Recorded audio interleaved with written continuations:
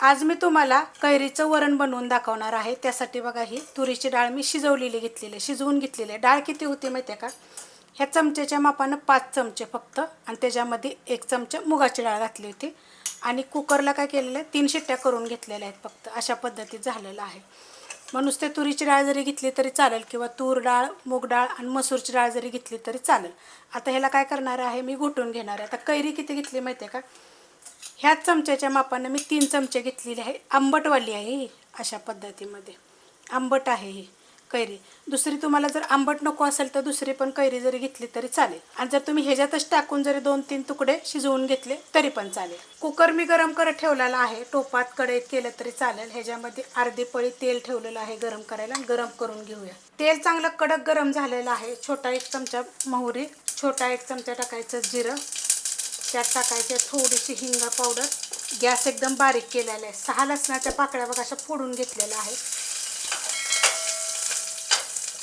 त्याच्यात टाकणार आहे कढीपत्ता, 2 मिरच्या अशा उभ्या कापून घेतलेल्या आहेत। तुमच्या तिखटाप्रमाणे घेतल्या तरी चालेल। लसणाचा आणि मिरचीचा असं जरा भाजल्या का नाही ते मग खूप छान लागतं।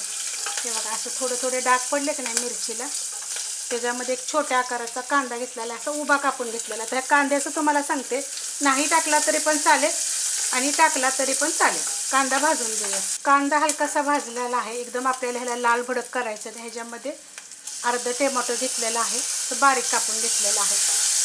डाळीमध्ये ना कैरी टोमॅटो दोन्ही पण टाकून जरी कुकरच्या शिट्ट्या केल्या तरी पण चालू शकतात। तर हे पण मी चांगलं परतून घेते। मस्त असं परतून घेतलेलं आहे। त्याच्यामध्ये थोडंसं एकदम अर्धा इंचाला पण कमी असं आलं मी खिसून घेतलेलं आहे, ते पण ह्याच्यामध्ये जरा हलकंसं परतून घेऊया।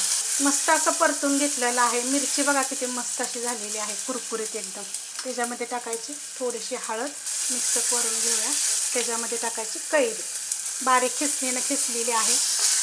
तिला काय करणार आहे आता मी 1 मिनिटभर परतून घेणार आहे, पण त्याच्या अगोदर ह्याच्यामध्ये आपण टाकूया चवीप्रमाणे आत्ताचं मीठ। डाळ शिजवताना काय मीठ वगैरे मी काही टाकलेलं नाही आहे, आणि परतून घेते। मस्त परतून घेतलेलं आहे। आता ह्याच्यामध्ये ही डाळ टाकून घ्यायची, मिक्स करून घेते।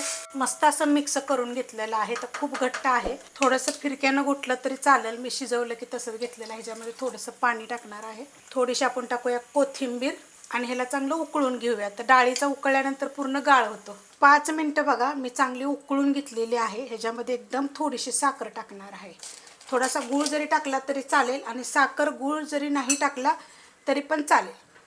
किती मस्त वरण झाले बघा, खूप चविष्ट लागतं बरं का वरण। कैरीच्या तर मी खूप रेसिपी अपलोड केलेल्या आहेत वेगवेगळ्या पद्धतीनं, पण अशा पद्धतीने एकदम गरम गरम, एकदम गरमीच्या दिवसात जेवण जात नाही ना, तर भातावर भाकरीवर खाऊन बघा एकदा, एकदम छान लागतं। रेसिपी कशी वाटली मला कमेंट करून सांगा। तुम्ही अशी बनवता का ती पण कमेंट करून सांगा। रेसिपी आवडली तर लाईक करा, सबस्क्राईब करा, कमेंट करा आणि शेअर बी करा।